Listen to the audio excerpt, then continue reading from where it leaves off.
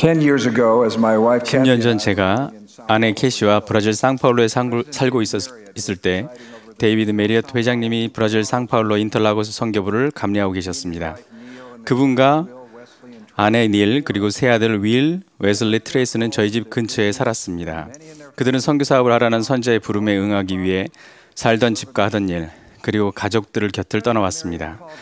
어느 날 오후 저는 메리어트 회장님으로부터 전화를 받았습니다. 회장님께서는 21살 된 조지아라는 소중하고 의로운 딸이 있었는데 인디애나 대학교에서 바이올린 연주를 전공하는 4학년이던 그녀가 교회 모임 후 자전거를 타고 오다가 트럭에 치였던 것입니다. 처음에는 조지아에게 별일이 없을 것으로 연락받았지만 시간이 지나면서 상태가 크게 악화되었습니다. 가족과 친구들은 조지아에게 기적이 일어나기를 기도하며 금식하기 시작했습니다. 그녀의 어머니는 브라질에서 밤새 비행기를 타고 갔습니다. 다음 날 인디애나에 도착한 그녀를 만난 그녀의 자녀들은 울먹이며 조지아가 세상을 떠날 때 곁을 지켰다고 말했습니다. 저는 그 일을 겪던 때부터 그 후 여러 달과 여러 해가 지나도록 메리어트 가족을 지켜보았습니다. 흐느끼고 기도하며 조지아에 대해 이야기를 하면서 헤아릴 수 없는 고통과 슬픔을 느꼈지만 그들의 신앙은 흔들림이 없었습니다. 신앙의 은사를 값을 매길 수 없는 영적인 엔더먼트입니다. 예수께서는 이렇게 기도하셨습니다. 영생은 곧 유일하신 참 하나님과 그의 보내신 자 예수 그리스도를 아는 것이니이다.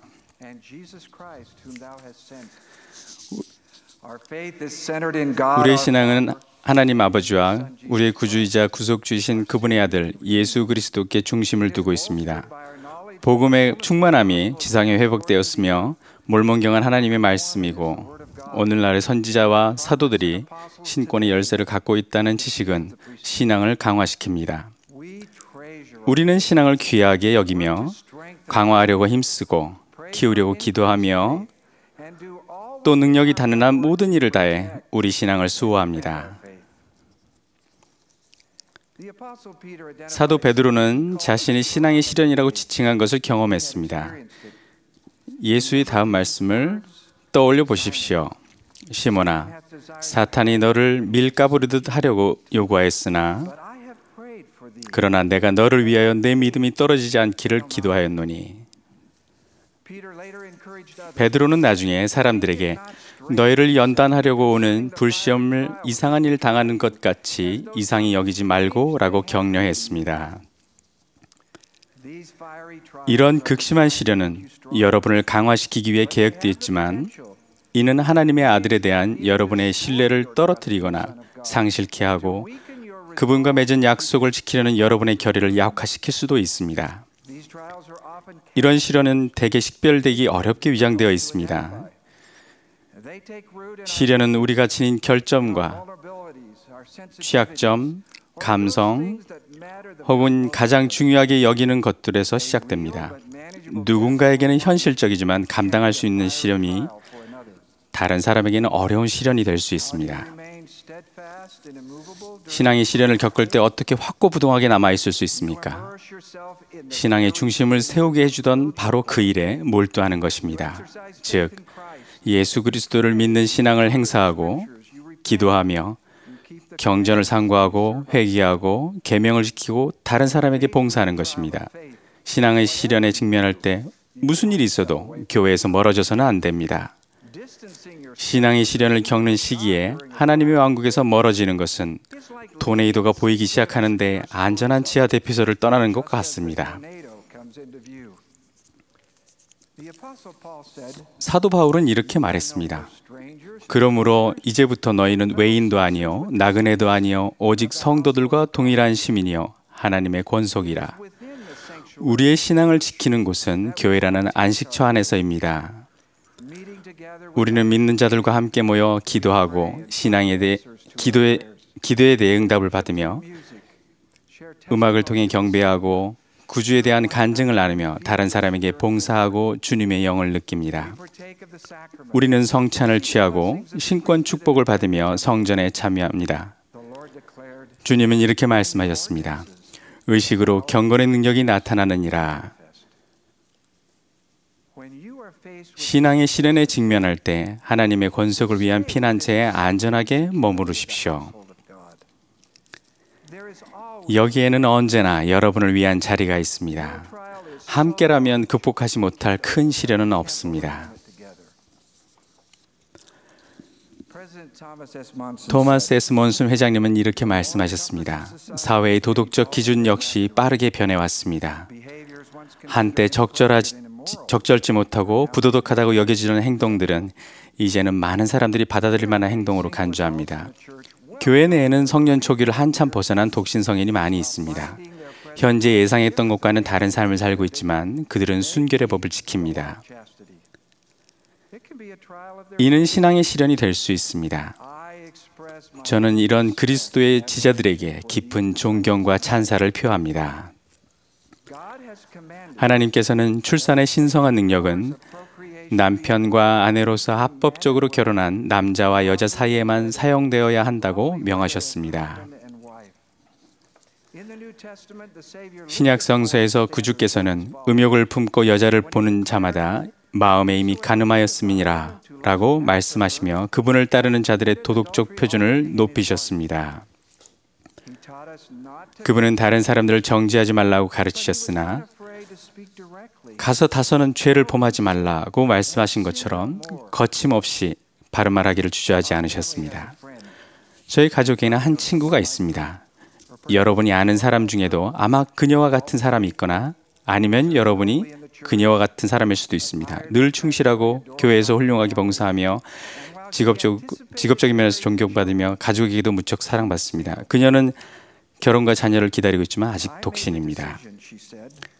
그녀는 이런 말을 했습니다. 저는 예수 그리스도를 신뢰하기로 작정했어요. 순결의 법을 포함하여 제가 맺은 성약에 충실하다면 어떤 축복도 거둬가지 않으실 것을 믿어요. 다른 친구는 선교 사업을 훌륭하게 마치고 열심히 학교 교육을 받았습니다. 그는 가정을 이루기 바랬지만 신앙의 시련을 겪었습니다. 바로 동성애에 끌리는 감정이 있었던 것입니다. 최근에 제게 그는 다음과 같은 편지를 보냈습니다. 제 축복사의 축복문에는 언젠가 가정을 꾸린다는 약속이 있습니다. 이 생에서 아니면 다음 생에서 그렇게 될지 모르겠습니다. 하지만 하나님께서 약속하신 축복을 위태롭게 할 어떤 일도 하고 싶지 않습니다. 순결의 법에 따라 살기가 쉽지는 않지만 우리가 지상에 온 것은 어려움에 대항하고 하나님의 계명을 지킴으로써 그분께 우리의 사랑과 존경을 보이기 위해서가 아닙니까? 저는 좋은 건강, 복음, 사랑하는 가족과 의리 있는 친구들을 축복으로 받았죠. 많은 축복을 받아서 감사하게 생각합니다. 세상은 이렇게 반문합니다. 어떻게 그렇게 많이 요구할 수가 있습니까? 이에 주님은 이렇게 답하십니다. 하늘이 땅보다 높음같이 내 길은 너희 길보다 높으며 내 생각은 너희 생각보다 높음이니라. 앞서 말씀드린 저의 두 친구와 같은 그리스도를 따르는 자들과 또 그들과 같은 수많은 사람들의 구주의 약속을 실감했습니다. 평안을 너에게 끼치노니 곧 나의 평안을 너희에게 주노라. 내가 너에게 주는 것은 세상이 주는 것과 같지 아니하니라. 여기 우리 시대에 공통된 또 다른 시련이 있습니다. 교회의 병판을 떨어뜨리고 신앙을 파괴하려는 사람들이 늘 있었습니다. 오늘날 그들은 인터넷을 사용합니다. 교회에 대한 일부 정보는 얼마나 그럴듯하게 들리든 간에 전혀 사실이 아닙니다. 1985년에 플로리다에 있을 때 직장 동료 한 명이 제 사무실에 왔던 것이 기억납니다. 그는 시험대에 오른 몰모니즘의 뿌리라는 제목의 타임지 기사를 들고 있었습니다. 그 기사는 마틴 해리스가 쓴 것으로 추정되는 최근에 발견된 편지를 다루었는데 거기에는 조셉 스미스가 몰몬경 금판을 얻게 된 이야기와 상충되는 내용이 담겨 있었습니다. 동료는 이 새로운 정보로 몰몬교회가 파멸되지 않겠냐고 물었습니다. 그 기사는 그 문서 때문에 교회를 떠난다는 어떤 사람의 말을 인용했습니다. 전하는 바에 따르면 이후 다른 사람들도 교회를 떠났다고 합니다. 그 일은 틀림없이 신앙의 시련이었습니다. 몇 달 후 전문가들은 그 편지가 완전히 가짜임을 밝혀냈습니다. 위조범도 이를 실토했습니다. 그 사기극 때문에 교회를 떠난 사람들이 다시 교회로 돌아오길 참으로 바랬던 기억이 납니다. 몇십 년 전 한 교회 지도자가 우리 교회 교리와 일치하지 않은 듯한 발언을 했을 때 자신의 신앙에 의구심을 가진 사람들이 있습니다. 교회 교리를 지배하는 중요한 원리가 한 가지 있습니다. 제1회장단과 12사도 정원회를 이루는 15명 모두가 교리를 가르친다는 점입니다. 한 말씀의 모호한 구절에 숨겨져 있는 것이 아닙니다. 참된 원리는 수시로 여러 사람을 통해 가르쳐집니다. 우리 교리는 깨닫기 어렵지 않습니다. 교회 지도자들은 정직하지만 불완전한 사람입니다. 모로나의 다음 말씀을 생각해 보십시오. 나의 부친이나 나의 불완전함으로 인하여 나를 정죄하지 말며 그보다는 오히려 우리의 불완전함을 너에게 나타내사 너희로 우리보다 더욱 현명하게 되도록 배우게 하신 하나님께 감사드리라. 조셉 스미스는 이렇게 말했습니다. 저는 결코 제가 완전하다고 말한 적이 없습니다. 그러나 계시에는 어떤 오류도 없습니다. 예수 그리스도 후기성도 교회의 역사와 운명에서 하나님의 손길이 미치는 기적은 영적인 탐구를 통해서만 온전히 이해될 수 있습니다.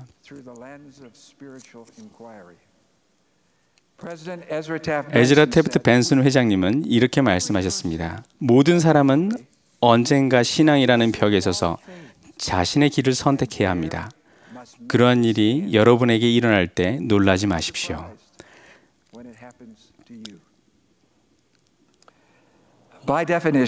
시련이란 본래 어려운 것입니다. 고뇌와 혼란, 잠 못 이루는 밤과 눈물로 베개를 적시는 날이 따를 것입니다. 그렇지만 우리의 시련이 영적 치명타로 직결되게 할 필요는 없습니다. 시련은 우리가 맺은 성약을 등한시하거나 하나님의 권속으로부터 등을 돌려서는 안 됩니다. 하나님의 아들 곧 그리스도이신 우리 구속주의 반석 위에 너희가 너희 기초를 세워야 함을 기억하라. 그리하면 악마가 그의 바람을 참으로 회리바람 가운데 그의 화살을 보낼 때 그의 우박과 그의 강한 폭풍이 너에게 부딪힐 때 그것이 너희를 이겨 비참과 끝없는 재난의 심연으로 너희를 끌어내리지 못하게 하리니 이는 너희가 세워진 반석으로 인함이라. 만일 사람들이 그 위에 세우면 결코 넘어지지 아니할 기초니라. 강렬한 불이 쇠를 강철로 바꾸듯이 우리가 극심한 신앙의 시련 가운데서도 충실함을 유지하면 영적으로 정화되고 힘을 얻게 됩니다. 디 토드 크리스토퍼슨 장로님은 자신의 시련에서 배운 점을 다음과 같이 설명했습니다. 당시에는 괴로웠지만 지금 돌아보면 제 문제에 빠른 해답이 없었던 것에 감사합니다. 저는 어떤 면에서 어느 정도 구주와 하나님 아버지에 대해 알게 되었으며 그것은 다른 방법으로는 알 수 없었던 것들이었습니다. 온 마음을 다해 주님을 신뢰하는 법을 배웠습니다. 베드로는 이런 경험이 금보다 더 귀하다고 표현했으며 모로나이는 너의 신앙이 시련에는 증거가 따른다고 덧붙였습니다. 저는 말씀을 시작할 때 메리어트 가족의 이야기로 시작했습니다. 지난주 저는 아내와 조지아의 묘소를 찾았습니다. 10년이 흘렀습니다. 가족과 친구들은 조지아에 대한 사랑과 기억을 토로했습니다. 거기에는 그녀의 삶을 기리기 위한 하얀 헬륨 풍선이 있었습니다. 눈물이 글썽이는 가운데 조지아의 어머니는 부드럽게 자신의 신앙과 이해심의 성장에 대해 말했으며 조지아의 아버지는 그가 받은 약속된 증거를 조용히 제게 들려주었습니다. 신앙이 있을 때 신앙이 시련이 닥치게 되며 이는 더 큰 신앙을 가져다 줍니다. 주님이 선지자 조셉 스미스에게 주신 위로의 확신은 바로 신앙의 시련을 겪고 있는 여러분에게 하신 동일한 약속이기도 합니다. 계속하라. 두려워 말라. 이는 하나님이 영원 무궁토록 너와 함께 있을 것임이니라. 이 모든 성스러운 간증을 예수 그리스도의 이름으로 전합니다. 아멘.